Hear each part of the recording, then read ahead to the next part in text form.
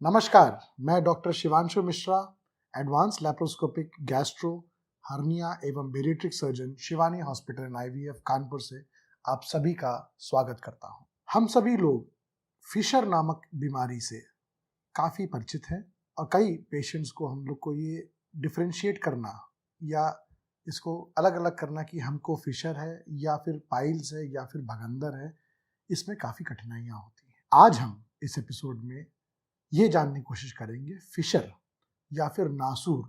अगर आपके ये 4 या 5 इंपॉर्टेंट वाइटल्स या सिम्टम्स हैं, ये संकेत करेंगे कि आपको फिशर है।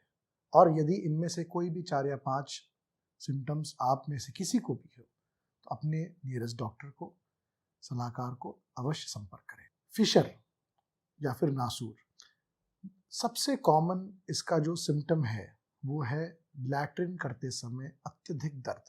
ऐसा लगेगा या लगता है कि आप किसी कांटे में बैठे हैं। जी हाँ देवियों और सज्जनों, ये अनुभूति आपको लगती है जब आप फिशर होता है। फिशर एक कट होता है आपके मल द्वार में, एक टियर होता है म्यूकोसा में या फिर स्किन में, जिसमें आप जब आप लैट्रिन करते हैं या लैट्रिन करने के बाद भी कि आपका मल पास हुआ और लैट्रिन करने के इवन आधे घंटे 1 घंटे तक सीवियर पेन होता है। ये एक कॉमन और सबसे मोस्ट कॉमन सिम्टम है कि आपको फिशर हो सकता है।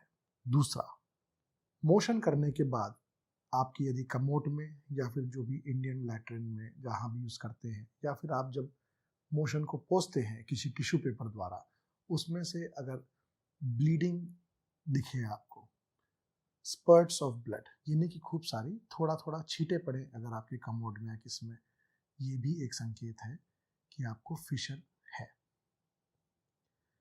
कई बार हम लोग डिफ्रेंशिएट ये नहीं कर पाते हैं कि जब हम लोग को कोई मस्सा बाहर निकला है स्किन और आपके लैट्रिन मल द्वार में, कि ये बवासीर, ये पाइल्स का मस्सा है कि ये फिशर का मस्सा है। जी हाँ देवियों सज्जनों, आप सही सुन रहे हैं।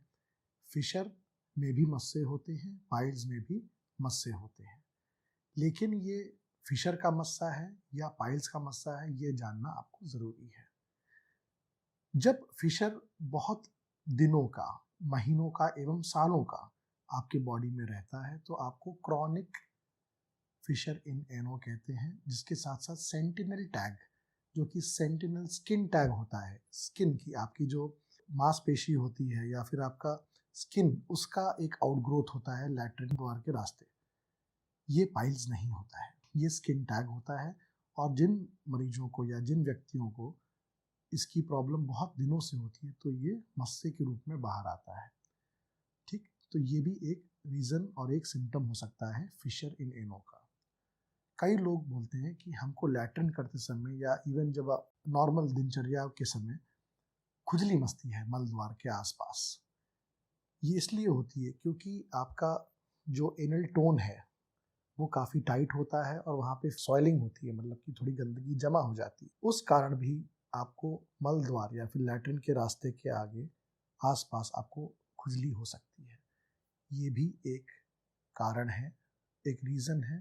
This is one of the most common things that we all encounter, और हम लोग को मालूम होना चाहिए कि ये फिशर की ही प्रॉब्लम है। कभी कभार मरीजों को इवन थोड़ा थोड़ा डिस्चार्ज भी हो सकता है क्योंकि वो लोग खुजलाते हैं उस एरिया को, और दर्द की वजह से वो लोग काफ़ी सारी क्रीम लगा लेते हैं अंदर और वो गलत जगह लगाते हैं, तो कई बार डिस्चार्ज भी हो सकता है लैट्रिन के रास्ते।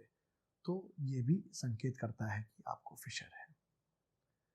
तो इस एपिसोड में हमने जाना कि फिशर के क्या क्या सिम्टम्स हैं और क्या क्या चीज़ें आपके दिमाग में होनी चाहिए यदि आप में इनमें से ये 4-5 चीज़ें, दर्द, लैट्रिन के बाद ब्लीडिंग होना, बहुत लंबे समय तक बैठने पर आपको तकलीफ होना, और किसी पर खुजली मचना, या फिर आपको इस प्रकार की कॉन्स्टिपेशन होना, कब्जियत रहना कॉन्स्टेंटली।